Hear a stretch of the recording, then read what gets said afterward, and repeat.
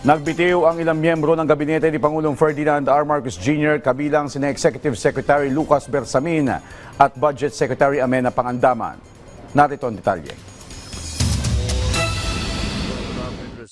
Tinanggap ni Pangulong Ferdinand R. Marcos Jr. ang pagbibitiw sa pwesto ni Executive Secretary Lucas Bersamin at Budget Secretary Amenah Pangandaman. Ito ang inanunsyo ng Malacanang kahapon November 17, kasunod ng pagkakadawit ng dalawang opisyal sa maanumalyang proyekto kontra baha. Ayon kay Palace Press Officer Claire Castro, voluntaryo nagsumite ng resignation letter sina Bersamin at Pangandaman bilang delikadesa at para bigyan daan ang investigasyon sa flood control scam.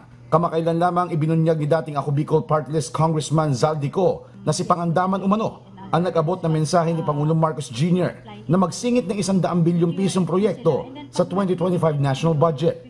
Si Bersamin naman, pinangalanan ni dating Department of Public Works and Highways Undersecretary Roberto Bernardo na isa umano sa mga tumatanggap ng kickback sa mga proyekto kontra baha. Sabi ni Castro, ito marahil na nagudyok sa kanila na bumaba sa pwesto.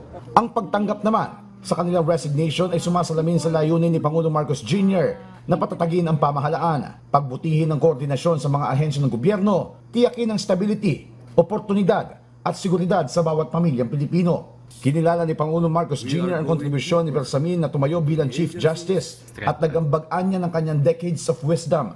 Pinasalamatan din ng Pangulo si Pangandaman dahil sa napapanahong paglalabas ng pondo sa mga kinakailangang programa ng bansa. Samantala, itinalaga ni Pangulong Marcos Jr. bilang bagong Executive Secretary si Finance Secretary Ralph Recto, habang si Special Assistant to the President for Investment and Economic Affairs Frederick Go ang tatayong Finance Chief. Pamumunuan naman bilang Officer in Charge ni Undersecretary Rolando Toledo ang Department of Budget and Management.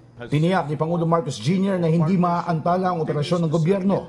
Siniguro din niya na hindi madedelay ang rollout ng budget sa susunod na taon.